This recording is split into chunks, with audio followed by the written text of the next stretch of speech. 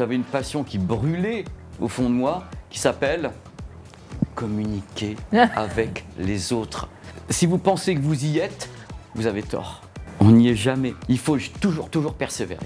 Bonjour Pépé. Salut Nelly. Est-ce que tu as ton ticket? J'ai le ticket pour passer un bon moment avec toi. Super, je t'en prie. Rejoins le wagon du roller coaster. C'est trop fort.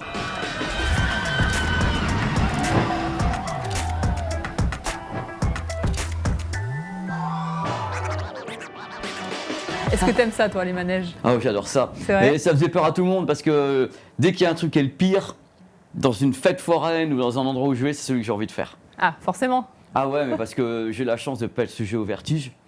Et je suis un peu un casse-cou, je me suis un peu tout cassé moi. Et je suis un peu un casse-cou, je fais du saut à l'élastique, des trucs comme ça. Et j'adore. Du moment qu'il y a des bonnes sensations, que ça te prend bien. Des trucs en marche arrière, j'ai du mal. Mais du moment que c'est même un triple looping en avant, je m'en fous complètement, je me marre. Je hurle de rigolade. Bon, j'ai reçu ton... Alors, j'ai pas reçu. Tu l'as fait en direct, hein? Mauvais élève. Donc, c'est pas forcément un dessin, c'est plutôt des messages. Ouais. D'abord parce que je dessine super mal, Nelly, il faut le savoir. Donc je me suis dit plutôt que de faire un dessin qui va donner l'impression que c'est un gamin de 10 ans qui est obligé de le faire, j'ai dit je vais mettre des messages, des directions, un sens de l'écriture, une écriture aussi, voilà, j'écris comme je peux, hein. Mais l'idée c'est des mots importants pour moi, c'était des mots importants, une direction importante par rapport à ce que j'ai dans ma petite tête déplumée. Alors, on va aller dans chacune de ces directions, donc qui vont toujours vers le haut, l'optimisme. Je suis d'une nature optimiste parce que justement, la vie est un roller coaster. Nelly, c'est le thème de l'émission. Donc, comme la vie est un roller coaster, plus tu descends, plus tu apprécies quand tu remontes. C'est Le sens de la vie, finalement. C'est la life, ouais, c'est génial. Et c'est pour ça que cette émission, dans l'idée, est vachement bien parce qu'on apprend que même pour des gens qui ont l'air d'avoir réussi aux yeux de certains, tu t'aperçois que derrière, tu as des casseroles qui teintent. Et quand tu marches, tu entends gling, gling, gling, gling, et ça teinte, parce que tu as eu des downs, quoi. Et ça fait partie de la vie, finalement, et c'est l'expérience. L'échec est une expérience. On y vient. Est-ce que tu es prêt, accroché? Ouais, Nelly, alors, je suis prêt. on démarre. Je pense qu'ils sont là, je sais pas quel Ils sont tous là. Ils sont tous là. Donc Pépé, est-ce que tu peux repartir au début de l'émergence de tout ce que tu as construit? Ça commence quand? Quoi? Quel moment? Déjà, tu vois, le mot construit, Nelly, tu vois, moi, j'ai pas l'impression.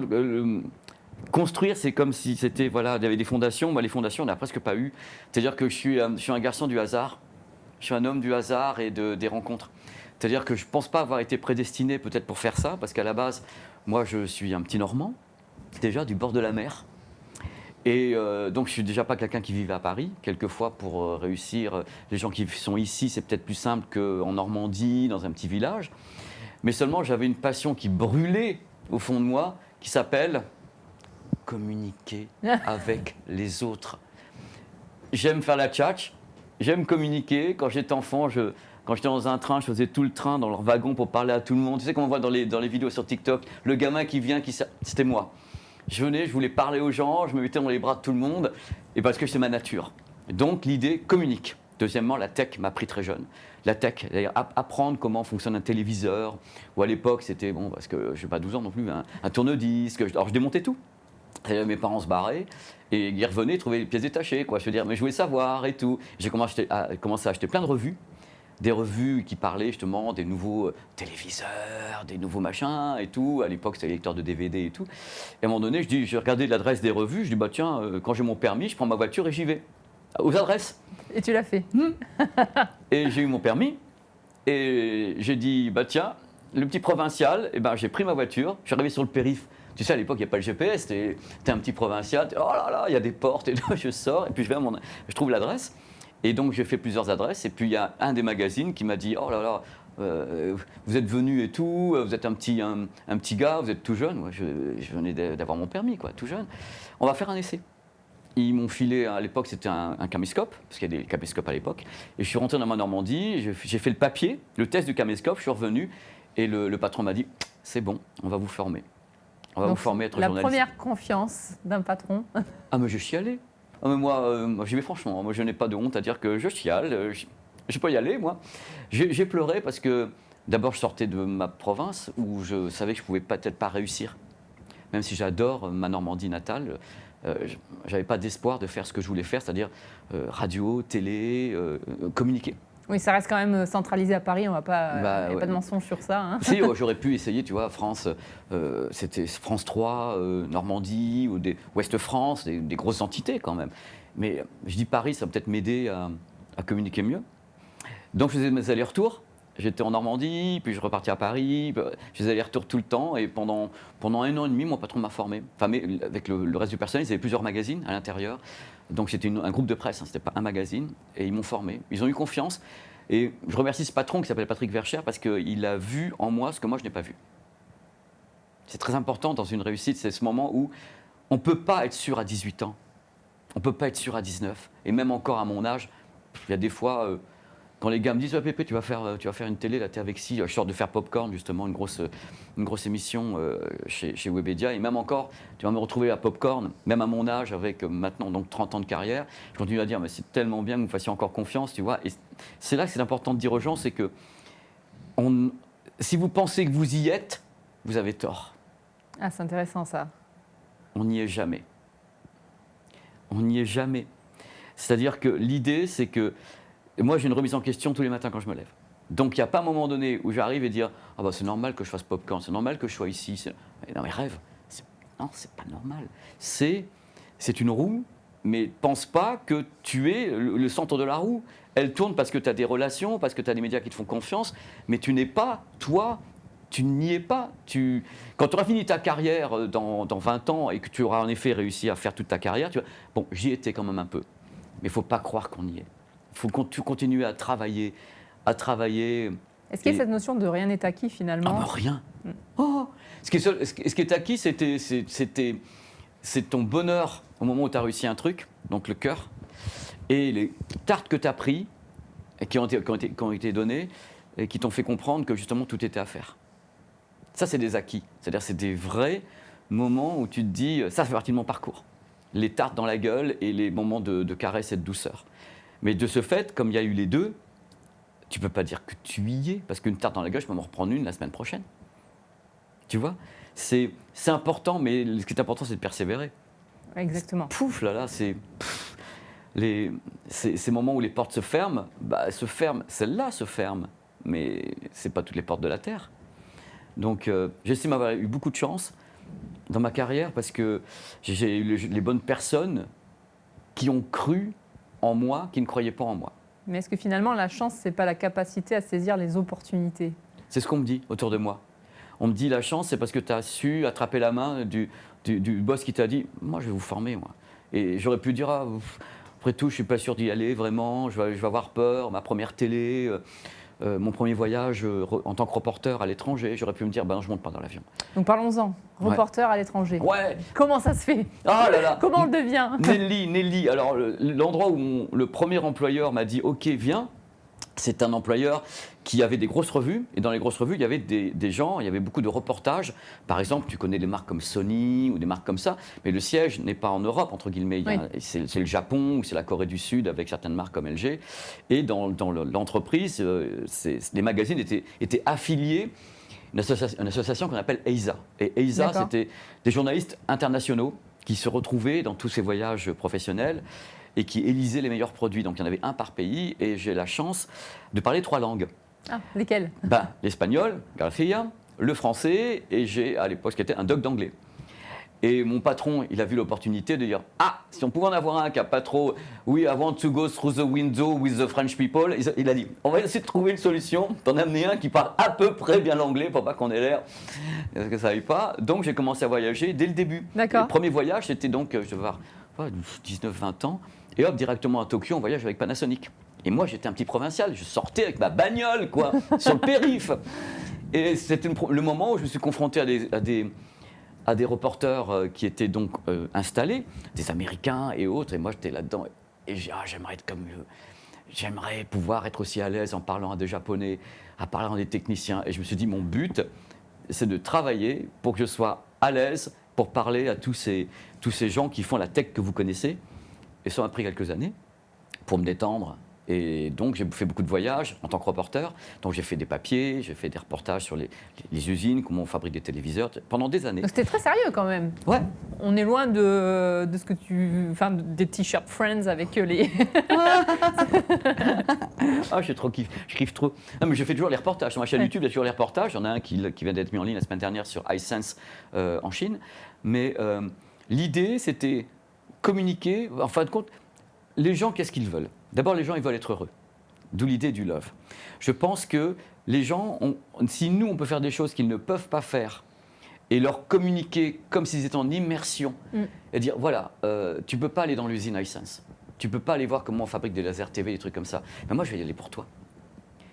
Et je vais te faire communiquer, je vais te communiquer comme si tu étais. Parce que quand je tourne, pour les gens qui connaissent ma vidéo, il y a une double cam. C'est-à-dire que j'ai une image qui va par là, et la deuxième image, c'est vers mon visage. Ça fait que quand les gens voient dans l'usine, ils ont mon visage plus des deux côtés. Ouais, donc ils ressentent l'émotion que toi-même tu voilà. vis. Ils me voient quand je vois, par exemple, la première fois, je vais à Hong Kong, je suis dans la rue parce que je suis en train de faire un reportage, ils voient ma tête, en même temps, ils voient Hong Kong, et dans un petit carré, ils voient ma tête, en même temps, ils sont avec moi. Ouais. Il est hors de question que quand je fasse quelque chose, que je fais quelque chose, ils ne participent pas. C'est l'immersion. Chaque fois, je mets ma main devant la caméra comme ça pour les prendre et tout, parce que j'ai la chance de le vivre, et je ne veux pas le vivre pour moi, parce que je fais ce métier pour ne pas vivre les choses pour moi. Je fais pour que les gens les vivent avec moi. Et j'ai décidé de faire ça d'une façon un peu... Certains confrères me disent que je suis un peu fou, je suis fou. Mais faut-il pas être fou mais je suis complètement fou. Et j'ai une façon de faire qui n'est pas traditionnelle, parce que je peux courir dans une rue avec sûrement un smartphone et commencer à faire des séquences pour tester un casque, ou m'en trouver à Hong Kong, ou m'en trouver à Tokyo. Et je dis qu'il n'y a pas de limite du moment que les gens, tu les embrasses avec toi et tu les amènes avec toi. Et faire de la tech, qui est un truc à la base vulgaire, c'est chiant la tech. Excuse-moi, je vais dire les mots, c'est chiant à mourir ce truc. Parler de la technique, les processeurs, ah oui, l'écran, machin truc, et ta sœur, j'ai envie de te dire, et ta sœur, et bien on peut le faire funky. Et l'idée, c'est d'essayer d'être crédible tout en faisant rire les gens, ce qui était compliqué parce qu'il y a des confrères qui m'ont dit « Ouais, Pépé, t'es un mec gentil, mais plus tu vas faire marrer les gens, moins ils te prendront au sérieux. » Je dis peut-être au début, mais quand ils verront au fur et à mesure de ma carrière que ça peut être solide également et que peut-être les gens ont envie de love, d'où le truc de tech et de passion, parce que pour moi tout est lié. L'amour, c'est donner et aussi recevoir et savoir comprendre ce qu'on reçoit, parce que l'amour, c'est dans les deux sens. Et ben voilà, tu as résumé ma vie. En quelques mots, on est sur de la passion, de la tech et du love. Le love est le socle fondamental. Le socle, parce qu'on peut parler d'un produit en y mettant de l'amour et en disant aux gens, bah voilà, ça fait ça. Et moi, quand j'étais enfant, il y a un truc qui m'avait choqué, c'est quand je regardais avec ma famille, tu vois, les journalistes à la télévision. Ça remonte, je ne sais pas, 12 ans. Et je voyais les journalistes, je ne sais pas quelle caméra va avoir, voilà, celle-là, avec la cravate, le costard. Ils avaient les mains comme ça sur le bureau. On va vous parler de... Mais moi, ça me déconnectait. Parce que je dis, mais le monsieur en face de moi, bah, est-ce qu'il est supérieur à moi ? Est-ce qu'il est omniscient au point de me regarder comme ça ? Et quand j'ai commencé ma carrière, le premier truc que j'ai fait, les t-shirts, parce que c'était ma nature. Et même quand je bossais sur BFM Business, j'allais avec des t-shirts Star Wars. Et j'avais demandé à BFM Business, c'est la partie tech de BFM, j'ai dit, est-ce que je peux avoir des t-shirts Star Wars ? Et il me dit, sois toi-même, on te connaît. Je faisais toutes mes émissions avec des t-shirts Star Wars, des t-shirts comme ça, parce que... Mais est-ce que finalement, est-ce que tu penses que c'est aussi la notion de toute cette énergie de la start-up, start-up égale fun, égale t-shirt, etc. Est-ce que ça aide pas justement dans le secteur de la tech quand même ? Ouais, mais dans le secteur de la tech, j'ai aussi des confrères qui sont avec une veste. Cravate, qui sont avec une veste. Je n'ai rien contre ça, mais je me dis que les gens, ils sont en train de regarder, on est plus sur les mêmes médias, ils sont en train de regarder leur smartphone, leur tablette, sur les écrans, des téléviseurs, ils sont eux-mêmes détendus. Et moi, ce qui m'ennuierait le plus, c'est mettre une distance avec les gens, parce que ça ne correspond pas à ce qui est sur ton écran. Donc, parce que je suis comme ça dans la vie, bah, je me suis dit, on va essayer cette voie-là. Donc on est tous différents, tu sais, il y a des journalistes, je pense, qui sont formidables en France, on a parmi les meilleurs. On a tous une façon de faire différente, on a tous des univers différents, ça c'est le mien. On aime ou on n'aime pas, d'autres confrères sont plus sérieux, d'autres sont encore plus foufous. Et ce qui est bien, c'est qu'on a une diversité sur YouTube en France, sur Twitch, sur les médias, on a des diversités de dingue en France. Et c'est bien parce que ça correspond à des gens. Mais moi qui connais mes confrères, on a des gens épatants ici en France. Vraiment. Et donc, du coup, tu débarques sur BFM Business. Tu vas parler de la tech, Ouais. donc c'est quand même un autre métier. Non, mais BFM Business, c'est la partie éco et tech, Oui, bien justement. sûr. C'est pas BFM politique, c'est Ah pas, oui, non, c'est pas non, la même non. entité. Tout à fait. Ouais. Et donc là, mais c'est quand même quelque chose. Ouais, mais il faut remettre dans le contexte parce que moi j'ai travaillé pendant 15 ans sur la presse papier et à un moment donné, il y a quelqu'un qui s'appelle François Sorel qui m'a fait passer sur RMC. Et sur RMC, on a commencé à faire des chroniques et c'est le même groupe, tu sais, RMC, 01net, BFM Business. Et quand François a commencé à parler avec moi, il m'a dit tiens, tu vas venir sur 01net. Donc j'ai fait 01net en web TV, YouTube, et on a créé une émission qui s'appelle Power, qui est une émission YouTube. C'est une des premières émissions YouTube en France qu'eux ont créée. À ce moment-là, j'ai passé aussi 2 ans à Canal+, avec Ali Badou, avec tout le monde. Le midi, je faisais de la tech sur Canal+, et sur Energy Games. J'avais Energy qui m'a également engagé à ce moment-là. J'avais 3 médias en ce moment, en même temps. J'avais 01, j'avais Energy et Canal+, je bossais sur les 3 en même temps. Je passais d'un à l'autre. Et je m'éclatais comme un fou parce que tu rencontres des êtres humains qui ont des façons de travailler différentes. Et ce qui est important pour les gens qui vont regarder, c'est être une éponge à expérience. L'idée, c'est que tu vas avoir des façons de travailler différentes. Il ne faut pas les confronter. Il faut les embrasser et dire, alors eux, ils travaillent comme ça, eux, ils travaillent comme ça, eux, ils travaillent comme ça. Tout est bon à l'image, à l'antenne. Mais ils ont des formations différentes par rapport. Il y a des jeunes dans les régies hautes qui viennent des écoles de cinéma, d'autres qui viennent d'autres types d'écoles. Chez Webedia, où je travaille maintenant depuis 5 ans, il y a aussi d'autres formations.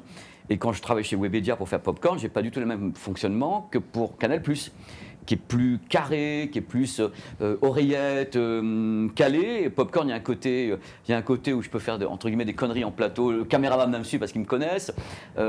C'est pas les mêmes entités, mais tout est tellement. Une carrière, c'est un complément d'expérience. C'est un puzzle d'être humain. C'est un puzzle de tarte dans la gueule et de bonheur. C'est un puzzle de rire et de larmes. Il faut jamais s'écrouler. Il faut toujours persévérer. Toujours. On en sort toujours quelque chose. Déjà, le simple fait d'avoir persévéré. C'est ça qui est important à dire aux gens. C'est que des tartes, on en prend. Tu en prends, j'en prends. Des déceptions, des gens qui veulent plus de toi. Moi, Canal, ça s'est arrêté parce qu'il y a eu des trucs. Moi, j'adorais faire Canal+ pendant 2 ans et ça s'est arrêté. J'ai chialé. Ouais, c'est des moments comme ça, brutaux, où tu t'es pas préparé finalement. Qui peut être préparé Nelly, qui peut être préparé à arrêter quelque chose qui relève d'une équipe, de moments de complicité, et tu te dis, bon voilà, une décision d'une direction d'arrêter des chroniques ou une émission, dans mon secteur d'activité, c'est dur, parce que tu ne lâches pas qu'une émission, tu lâches des gens, les êtres humains qui te regardent, tu lâches une équipe, et c'est simple. Justement, à ce moment-là, comment tu gardes la foi, en quelque sorte, tu rebondis. Attention, le canapé va sauter. De la musique, Ouais. de la marche, je suis un gros marcheur, je fais 15 à 20 km par jour de marche, donc ma thérapie, c'est de bouger.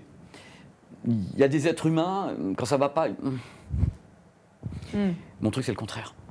C'est que je vais m'épuiser, peut-être pour oublier le coup, mais on est tous différents. Oui, bien sûr. Je vais m'épuiser pour oublier la tristesse de perdre quelque chose. Et le sport aide beaucoup parce que quand tu rentres, tu es claqué et tu te dis, bon voilà, mon corps je crois à la thérapie du sport sur le mental, quand on peut. On a tous des corps différents et j'ai la chance de faire 55 kilos, de pouvoir balader le truc facilement. On a tous des corps différents. Je crois au fait de bouger physiquement, ça peut t'aider à bouger dans ta tête. Ouais, Ça n'engage que moi. Oui, c'est ce qui toi, c'est ce qui t'anime, enfin, ce qui te dynamise. Ouais, et qui... c'est ce qui m'a animé. Moi, les tartes dans la gueule, ça a vraiment été de perdre une équipe, de perdre des émissions, ou des émissions qui ne marchent pas, ou même des vidéos qui ne fonctionnent pas alors que tu as tout donné. On a tous ce genre de choses-là, les créateurs. Et quelquefois, les gens ne comprennent pas à quel point ça peut être une douleur. Parce que pour ma chaîne YouTube, je parle de ma chaîne YouTube, PP World, quand je crée une émission, c'est un accouchement, c'est un bébé. Et on souhaite au bébé la meilleure vie possible, le plus de joie, le plus de bonheur, et donner du bonheur aux autres. Et quand certaines vidéos où j'ai tout donné ne fonctionnent pas, je dis pas le travail est mauvais. C'était pas le moment, l'algorithme de YouTube m'a pas aidé, mais j'ai quand même je me dis, ce qui m'ennuie, c'est pas qu'elle n'ait pas fonctionné, c'est que les gens n'aient pas vu ce que je voulais leur donner. Mais c'est pas une obligation de voir ce que je veux donner. Mais si ce sujet-là, par exemple, était important, c'est dommage qu'il n'ait pas rencontré le succès. Et ça me rend triste, mais ça me rend triste 24 heures. Après, tu vas courir. Je vais courir dans la journée. Et au bout de 24 heures, je suis déjà sur la vidéo suivante. Là, j'ai mis une vidéo en ligne, donc Vivatech, avant-hier. J'ai fait un gros truc à Roland Garros. Parce qu'au bout de tant d'années de travail, j'ai la chance d'avoir beaucoup de gens dans la profession de l'audiovisuel qui me connaissent, donc qui m'appellent sur des événements. Et là, je suis allé faire les coulisses techniques de Roland Garros dans les cars régies de France Télé et autres. Et j'ai pris un pied pas possible.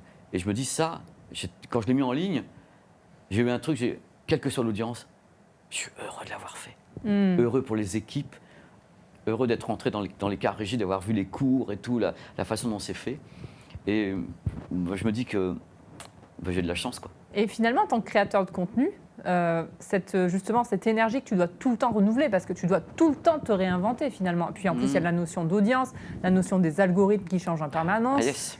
Comment on s'adapte tout le temps, toujours de l'inspiration, de la nouveauté Tu sais, Nelly, c'est simple. Numéro 1, l'algorithme YouTube, t'y peux rien. C'est un robot. Le robot, soit il t'aide le dimanche matin à 10h, soit il n'en a rien à foutre parce qu'il a une plus grosse vidéo qui va lui rapporter plus de fric et tu peux rien faire. Deuxièmement, comment est-ce qu'on trouve l'inspiration? C'est l'industrie qui la donne. C'est-à-dire que tu regarderas le nombre de smartphones qui sortent, le nombre de téléviseurs, le nombre de casques, le nombre d'écouteurs. Tu es submergé de ça du matin au soir. La moindre offre d'un provider téléphonique, c'est tu as le smartphone, tu veux l'écouteur avec, tu veux le casque. C'est du matin au soir. Nous, on n'a aucun problème de contenu. Le temps, c'est de le créer, le contenu. D'avoir le temps de faire des news, des vidéos comme un test de téléviseur chez moi, c'est 5 jours pleins. Donc 5 jours pleins. Le temps du test, le temps du tournage, du montage, parce que je monte également les vidéos. Donc voilà. Tu fais tout seul aujourd'hui? Yes, sauf les miniatures. Les miniatures YouTube, je ne sais pas. Il y a quelqu'un qui s'appelle Virginie qui le fait, qui est formidable, qui a travaillé chez Webedia. Et c'est très important, une miniature sur YouTube. Ça n'aidera pas l'algorithme, mais à te repérer, les gens, c'est important. J'aime bien travailler avec des gens, et j'ai confiance. Il y a des trucs, tu vois, même quand je suis sur Twitch ou que je fais des lives YouTube, j'ai des gens qui sont des modérateurs, qui sont comme partie de la famille. Et savoir qu'ils sont là, je commence mon live, je dis quoi qu'il arrive, je ne suis pas tout seul. C'est ça, c'est d'être accompagné et finalement, tu as une équipe. Et Webedia, justement, tu as rejoint cette famille-là. Je suis un externe permanent chez Webedia. C'est-à-dire que je suis pas un salarié de Webedia, je suis un externe parce que je suis toujours sur d'autres médias, puisque je bosse avec Frandroid, je bosse avec sonvideo.com pour faire des unboxings grand déballage, je bosse avec les numériques. Je n'ai jamais été, entre guillemets, un salarié unique. Oui, exclusif. J'ai toujours voulu mon expérience c'est une somme d'expériences. Et j'ai eu la chance d'avoir j'ai toujours plusieurs trucs sous le coude, parce qu'à chaque fois, j'apprends. Et pas d'une personne. J'apprends de Webedia, j'apprends de Frandroid, j'apprends des numériques, j'apprends des potes. Et j'emmagasine. Et je me dis que le puzzle est magnifique. Parce que finalement, les créateurs de contenu, quand vous êtes à ce niveau-là, vous faites rêver. Je sais pas trop. Les nouvelles générations, quand même. J'espère. Je rêve d'être youtubeur, on l'entend souvent. Ouais. Qu'est-ce que tu penses de ça? Il faut être solide mentalement, parce qu'on ne se rend pas compte, mais l'échec est compliqué. L'échec d'une vidéo, moi j'ai des potes qui sont des énormes youtubeurs. Moi je suis un minuscule, j'ai 400 000 c'est quand même énorme, 400 000 pour un monde de la tech. Mais j'ai des potes qui sont à 2,5 millions, 2,8 millions. Ils apprennent à encaisser les coups. Les succès, on est content. Mais il y a un truc qui est fou, c'est que quel que soit l'être humain, le créateur, tu vois Nelly, il te dira toujours oui je suis blindé et tout. Et un jour il va tomber sur le commentaire qui peut l'abattre pendant 24-48 heures. Parce qu'il peut en avoir 1000 qui sont formidables, il y en a un qui va être tellement méchant que la personne qui l'a mis ne se rend même pas compte ou l'a fait exprès à quel point ça peut heurter la personne qui est en face. On peut attaquer quelqu'un en disant « Oui, après tout, ton téléviseur, je l'ai acheté, je ne suis pas d'accord. » Très bien, oui, on peut discuter. Mais commencer à attaquer, comme je le vois souvent sur X ou autre, le physique, la famille, un nom de famille. Moi, je suis espagnol, donc Garcia. Oui, alors, tu imagines ce que j'ai pu entendre. Oui, immigré et tout. Stop. Stop. Quel rapport avec le test télé, s'il te plaît? Tu vois, et moi, j'en ai de moins en moins. Mais il y a eu des choses sur mon physique. Je suis un petit bonhomme, j'ai pas de cheveux. Moi, j'en ai rien à foutre personnellement. Qu'on soit clair, moi, alors là, je vole, mais comment est-ce qu'on peut faire ça, quoi? Et comme je suis un mec qui a plus de 40 ans, j'ai eu des liens d'EHPAD et tout dans les commentaires. J'ai dit, mais à quel moment la méchanceté digitale. Non, mais c'est à quel moment, qu'est-ce qui ne va pas dans votre vie pour faire ça? Moi, je ne réponds pas, ou j'ai un modérateur qui va répondre, mais moi, c'est rien par rapport à ce qu'ont des Squeezie ou des. Ouh là là là là là là, je sais pas comment ils font. Je crois qu'ils regardent pas, c'est mieux. Là, c'est une notion de, c'est un peu le package de la personnalité Oui. publique. Ouais. Tu dois à la fois accepter. Oui, tu dois accepter. Tu dois accepter tout, quoi. Mais le c'est package. triste. Moi qui suis un idéaliste, tu as vu mon truc, un Oui. love, tech. Moi je suis un idéaliste. Ouais. Je suis né idéaliste. Ouais. Je suis pas un saint. Il m'est arrivé de faire des bêtises et de pas être gentil avec certaines personnes dont je m'en voudrais toute ma vie parce que je suis un être humain et j'ai commis des erreurs. Mais je me dis un monde où peut-être on parlerait vraiment de ce dont parle une vidéo, ça serait mieux, quoi. C'est un téléviseur, tu vas pas me parler de ma coupe de cheveux, quoi. Je veux dire, ce monde est différent parce que comme je suis quelqu'un justement qui vient d'une autre génération, c'est le cas de dire, ça me fait marrer. Je disais que quand j'avais 10 ans, pour m'insulter, il fallait qu'un gars prenne sa mobilette dans un village qui était à 3 km pour me dire un truc, tu vois. Et je le voyais en plus, tu vois la différence. Il devait être là pour aller me dire « Oh, t'es un con !» Il fait prendre sa mobilette, quoi. Ouais, là, c'est fini, maintenant, c'est frontal, Voilà, là. c'est quelqu'un d'anonyme qui va te dire des bêtises. Et je dis, bon, moi je m'y fais, hein, Ouais. parce que, encore une fois, j'ai la peau dure et je ne suis pas un débutant. Si les gens veulent se lancer sur YouTube, qu'ils y aillent. Parce que le premier truc qu'ils vont apprendre, c'est à se positionner, à parler, à se regarder, à s'apprécier ou à essayer de commencer à s'apprécier. Ils peuvent surtout voir, non pas où ils en sont, mais apprendre ce qu'ils peuvent faire. Et moi, je dis, on n'a pas le smartphone parce qu'on ne peut pas, mais je vous rendez compte par rapport à ma génération, maintenant tu veux te lancer sur YouTube, tu as un smartphone, tu crées ton compte, tu vas faire une vidéo ce soir qui peut faire 100 000 vues. Il n'y en aura peut-être qu'une, parce que le problème, c'est le truc qui monte et qu'après, voilà, les ups and downs, comme le roller coaster. Mais il n'y a aucun risque à faire ça. Il n'y a aucun risque à essayer de faire quelque chose. Il faut entreprendre, se découvrir. Moi, je connais mes limites. Hein. Je connais mes limites de diction, je connais mes limites de fatigue, je connais les limites où techniquement, je ne peux pas aller plus loin qu'un certain point parce que je n'ai pas le bagage, parce qu'il y a vraiment des techniciens. Et moi, dans ma formation technique, je ne suis pas allé sur certains points, mais je le sais, je ne vais pas plus loin.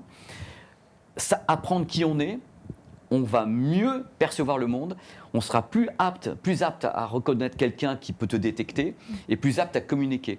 Quand tu n'es pas vrai devant une caméra, ça se ressent immédiatement. Mais dans ce cas-là, tu tournes tes petites vidéos, tu les regardes, tu montres à ta famille et tu dis « Comment je suis là ?»« Ah, mais on sent que ça ne va pas. » La mets pas en ligne.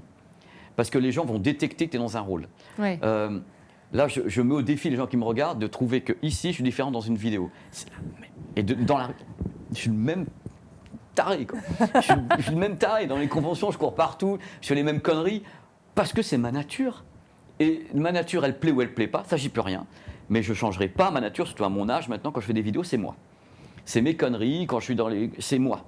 Et même sur Popcorn ou autre, on me dit ah, Pépé, de toute façon, on le connaît, les gens le connaissent, tout le monde se marre, j'ai toujours un micro devant moi, et puis je m'en vais ailleurs, voir d'autres. Ils ne savent même pas la régie que je vais me barrer derrière Domingo et aller voir d'autres personnes. Et je pars, et tu vois la caméra qui me suit. Ils savent que je suis comme ça. Ouais. Et tant que les gens qui veulent faire quelque chose sont eux-mêmes, au moins ils seront en paix avec eux. Même s'il n'y a pas le succès, parce que l'algorithme est une saloperie sur YouTube, ils auront fait un truc, je suis content de l'avoir fait. Ah bah je suis content. Ah bah la prochaine fois, tu feras mieux. Tu feras mieux, tu feras encore mieux et tu vas apprendre à mieux parler, la diction. Moi j'ai fait des cours de diction et tout chez Énergie.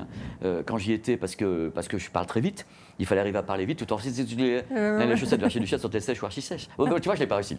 Mais les profs ont tapé. Mais tu vois, le truc, il est sois toi-même. Et le monde t'aidera et t'aimera parce que c'est important. Et voilà, c'est love, tech et passion. Et finalement, du coup, pour finir sur la partie créateur de contenu, qui est quand même un métier passionnant, cette dépendance aux plateformes, est-ce qu'elle est dure à gérer du fait que, comme tu dis, c'est l'algorithme YouTube. C'est un robot. C'est un robot. Mais si demain, le robot, il décide... comment vous gérez? Parce que finalement, c'est aussi de là que découlent vos revenus, quelque part. Moi, c'est sur les médias que je gagne mon argent. D'accord. YouTube, ma chaîne n'est pas sponsorisée. D'accord. J'autorise 5 secondes de pub au début de mes vidéos et j'ai des captures images, shampoing et tout. J'ai des pubs pour les shampoings avant mes vidéos, ça me fait hurler de rire. Mais j'autorise des 5 secondes de pub aléatoires, donc c'est pour ça que un shampoing. Et ces 5 secondes me rapportent un peu d'argent, mais les vidéos ne sont pas sponsorisées parce que moi je suis un journaliste de médias, donc les médias me payent pour être à l'antenne. D'accord. Comme n'importe quel journaliste qui fait certains types de médias. Finalement traditionnel. Oui, c'est ça. Popcorn me paye pour faire la chronique, Canal+, voilà. Je fais un homme de médias. C'est là-dessus que je gagne mon argent. Et je suis très content parce que sur la chaîne, du coup, je peux dire n'importe quoi. Puisqu'il n'y a pas de pression d'une marque. Donc quand je teste un téléviseur, la marque ne sait même pas quand le test paraît, et je ne pourrais pas m'imaginer faire une vidéo et envoyer une marque pour qu'il y ait une validation. Mais moi, je suis un mec, j'ai pas de été... l'instant. Surtout que c'est pas ma formation de base de journaliste. Tandis que je suis né journaliste avant le début d'Internet. Donc moi, c'était à mon patron que je montrais le truc pour qu'il corrige les fautes d'orthographe, quoi. Au début. Donc il n'y a pas l'idée de vérification. Donc en effet, les marques ont des raisons de trembler des genoux quand je mets une vidéo en ligne parce qu'ils n'ont aucune idée de ce qu'il y a dedans. Ils ne savent pas. Et à propos, est en ligne votre vidéo. Au revoir. mais je donne tout mon cœur dedans. Et s'il y a un produit qui ne me plaît pas, je donne toujours les plus et les moins. Je dis pourquoi. C'est-à-dire, je ne suis pas pour taper sur la gueule d'un produit ou d'un reportage. Je dis, voilà, ce factuellement, produit... Voilà. Factuellement, vous avez des plus, 15 plus. Vous avez 4 moins, voici pourquoi. Tac, tac, tac, tac. Personne ne peut dire que... et puis les marques, en général, jouent bien le jeu parce que les marques disent « Ah bah c'est super Pépé ». Parce que comme ça, on va pouvoir remonter les informations en Corée du Sud, au Japon, en Chine. Donc, voilà, tes points sont pris en compte par... et c'est bien, et ça ne t'empêche pas de se voir prêter le produit suivant. Hein. Exactement. Puisque ça fait partie du but de ma profession, de tester les produits, on me les prête, je les rends. Et les marques, au contraire, ça les aide de savoir ce que peuvent penser, pas que moi, les journalistes, les youtubeurs, les créateurs. Du moins que c'est argumenté, tu donnes ton argument. C'est péter pour péter qui est nul, mais du moment que tu as les arguments, où est le problème? Tu fais ton métier. Super, donc beaucoup d'amour. Oh, l'amour. Mais l'amour, c'est la base. Vous donnez de l'amour, mais vous donner de l'amour, c'est dans le sens. Hein. Vous donner de l'amour, on peut avancer, on peut tout faire dans le monde. Y compris tester des téléviseurs ou des casques, du moment qu'il y a de l'amour. Je ne vois pas où est le problème. Il n'y a pas de métier qui ne nécessite pas d'amour. On en a tous besoin et on en veut tous, on a tous à donner. Merci infiniment. C'est moi, Nelly. Merci aux équipes. Sur le roller coaster, je t'invite à signer ton ticket de passage. Oh, dis donc. Et je vous remercie à tous d'avoir suivi cet épisode. Likez, commentez, partagez. On se retrouve dans la prochaine. À plus.